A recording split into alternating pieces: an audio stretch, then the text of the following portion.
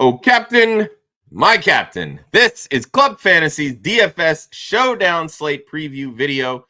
We're going to be looking at Thursday Night Football's matchup between the Los Angeles Rams and the San Francisco 49ers. Let's get into all the Week 15 action for Thursday night.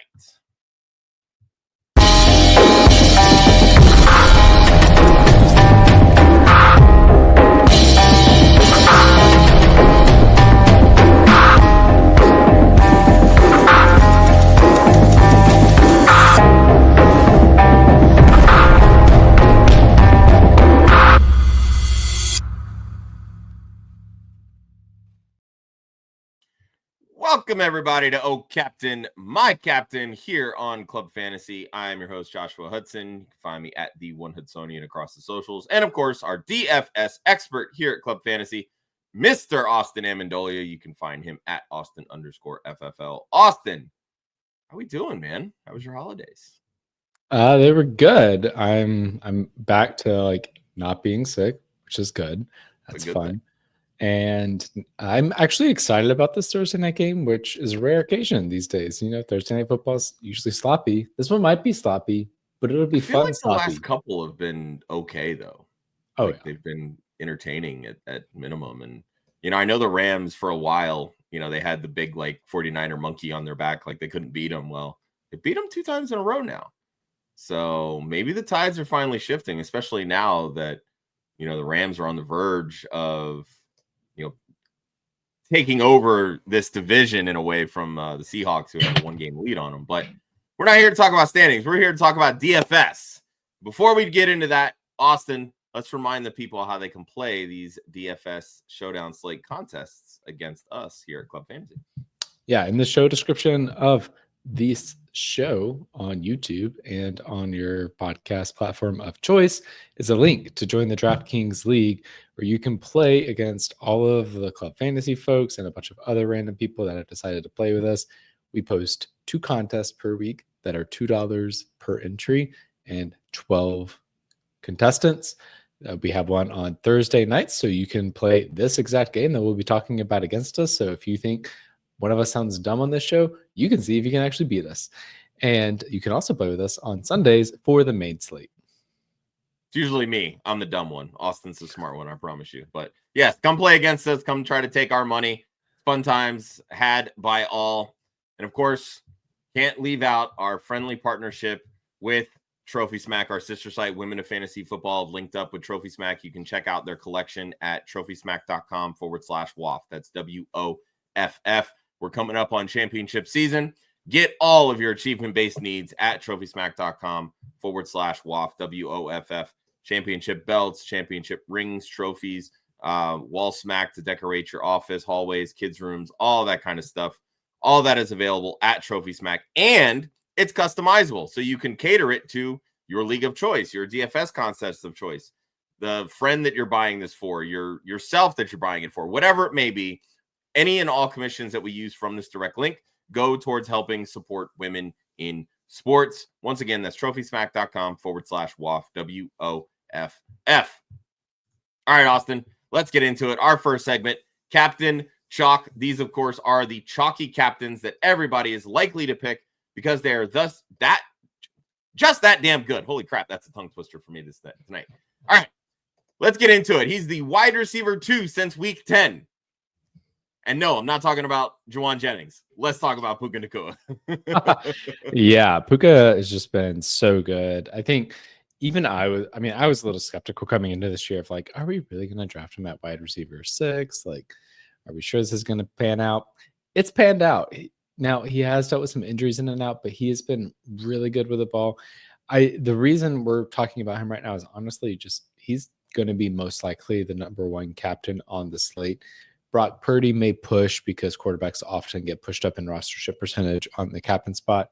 But outside of Brock Purdy, I think it's going to be people looking to play Puka Nacua because he has just been incredible. People just watched him make incredible catch after incredible catch against the Buffalo Bills. I will be fading this a little bit. I will play a lineup with Puka as the captain, but I'm also going to be looking elsewhere because I do think it's going to be a little bit chalky, and I think there are some opportunities to get different elsewhere take advantage of people being in on Puka Nacua. But I think if you're playing in any kind of 50-50 cash style showdown slate, Puka will be highly rostered and very worth just betting on him because the floor is going to be pretty safe for him. Yeah, I was going to say, we talk about this all the time. Like when we end up going, wide receivers in the captain spot, it makes a lot of sense to kind of pair them with their quarterback. Would you be looking in this instance, if you're putting Puka in the captain spot, to make sure that Matthew Stafford's in the flex? Yeah, I would say definitely so, just because if Puka gets there, Matthew Stafford probably is as well. I might not do it all 100% of the time because Matthew Stafford is one of those weird quarterbacks that does get high volume, but doesn't always score touchdowns. Like there were some seasons where he never scored three touchdowns in a single game. So there is a scenario where he only has one passing touchdown to Puka Nacua, but Nacua gets like 12 catches and 100 yards, and Kyron Williams falls in the end zone 2 times, and like Stafford isn't as necessary. But I will most likely be stacking Puka Nacua with Matt Stafford in that case.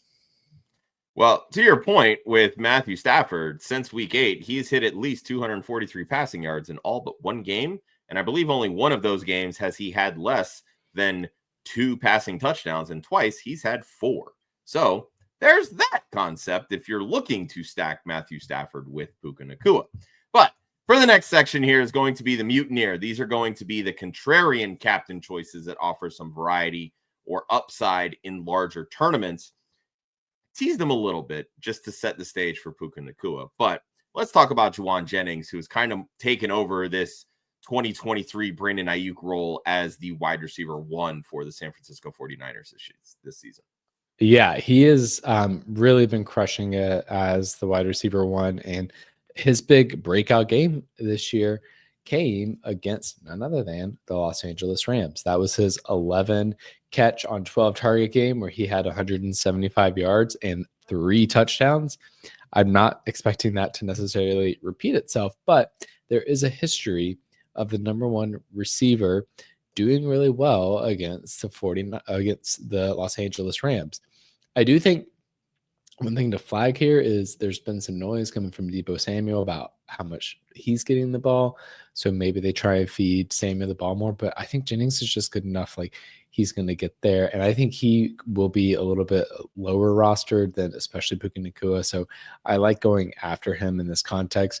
It also, the over-under is at 49.5. So decently high scoring. It's a tight spread.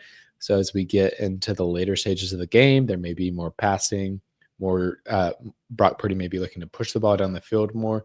And I think that will play very well to Juwan Jennings. So I really like him in this context. I think it is still worth considering Deebo Samuel in some instances. But if I'm saying I have one lineup and I want one 49er receiver in my captain spot, I'm going with Juwan Jennings. I would agree with that wholeheartedly. Deebo is a great playmaker, not a great wide receiver. That's why they keep focusing on Juwan Jennings, because homie actually knows how to run routes.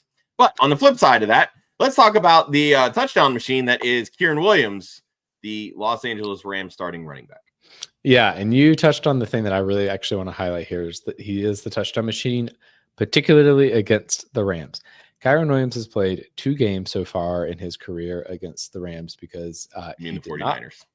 Against the 49ers. Jeez, I keep flipping these teams. He's played 2 games in his career against the 49ers because he did not play in like the week 17-18 matchup last year. That was all Ronnie Rivers. So in his 2 starts against the 49ers, he has a combined 5 touchdowns. He scores touchdowns against this team. This defense has not been doing great down the stretch. They've allowed the 10th most points to the running back position since week 11 over the past 4 weeks. So I like Kyren Williams in this spot. I can see them relying on him because that's also part of what Sean McVay does.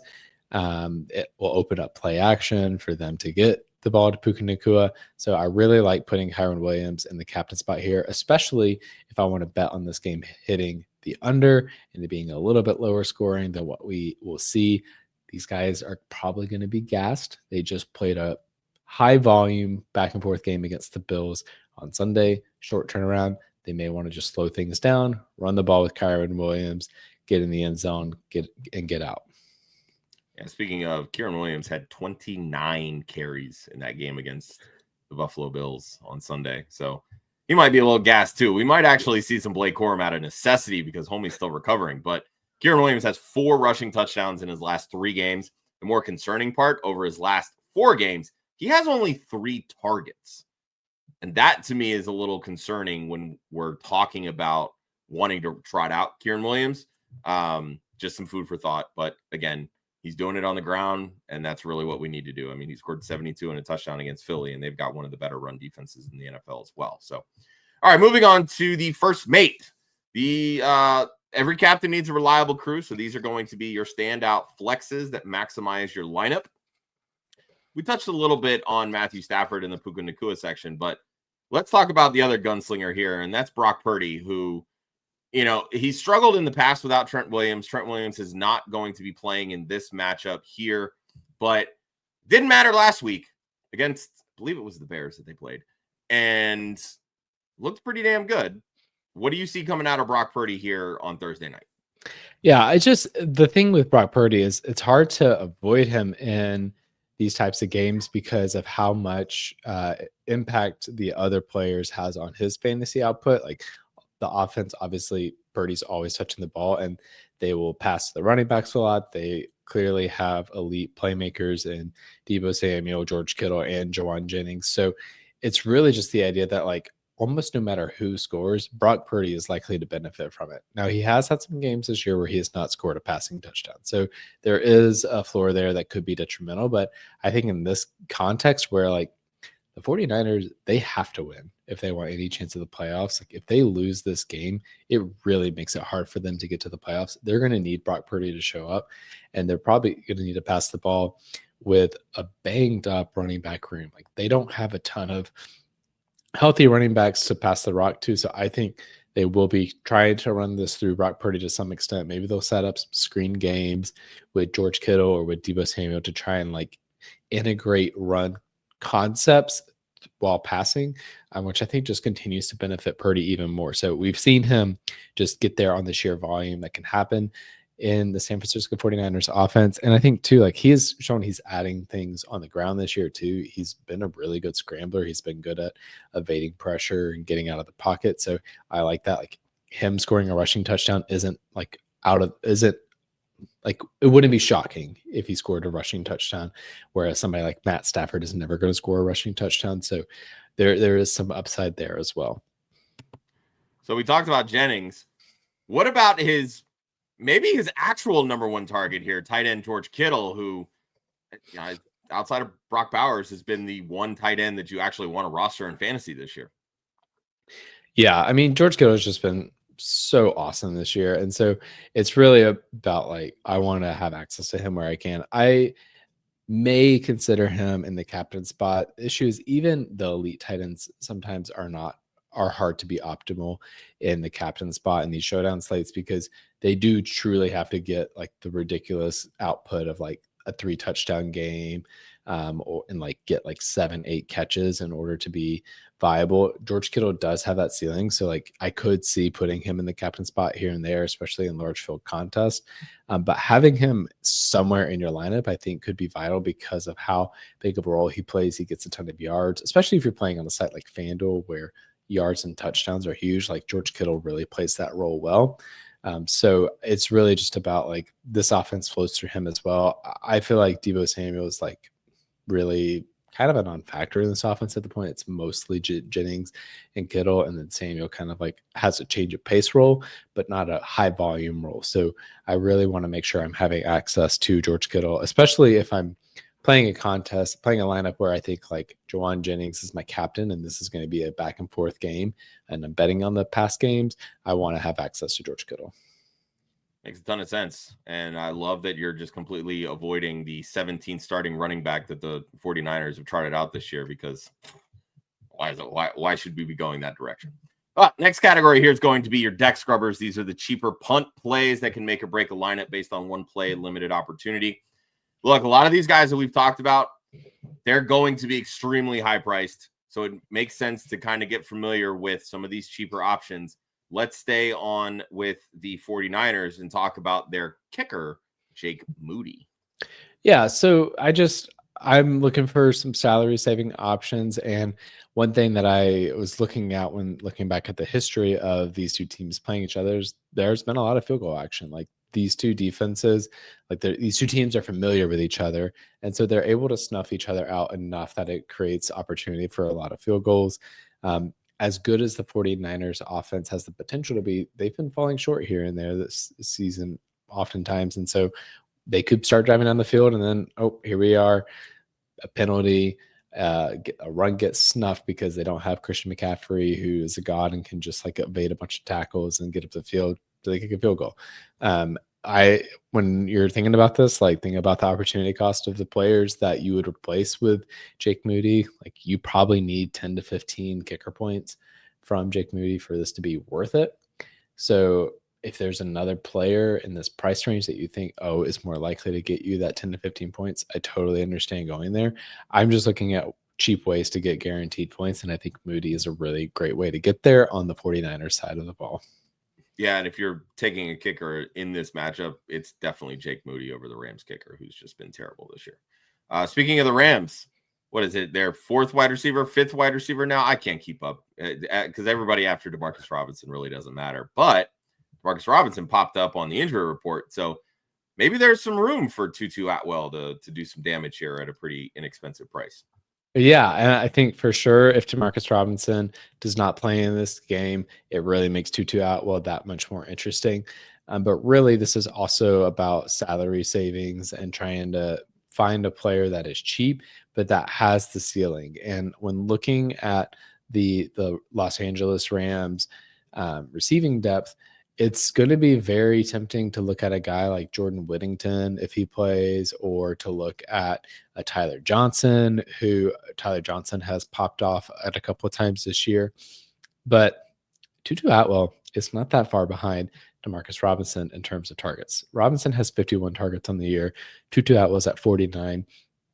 Atwell actually has more catches than Demarcus Robinson on the year. He has the third most catches out of any receiver on the Rams team. So if you're looking for a punt receiver option, it's Tutu Atwell. Like he's been getting involved. He's been getting like 3 catches per game, which you say it's not a lot, and it's not. But the way he's getting the ball is often down the field, and if he gets like a 20, 30-yard gain and then scores a touchdown, he's going to be hitting that 10 to 15 point range, which is could be just what you need to get you over the top in one of these contests. Yeah, Demarcus Robinson has kind of made his fantasy standing just on touchdowns this year.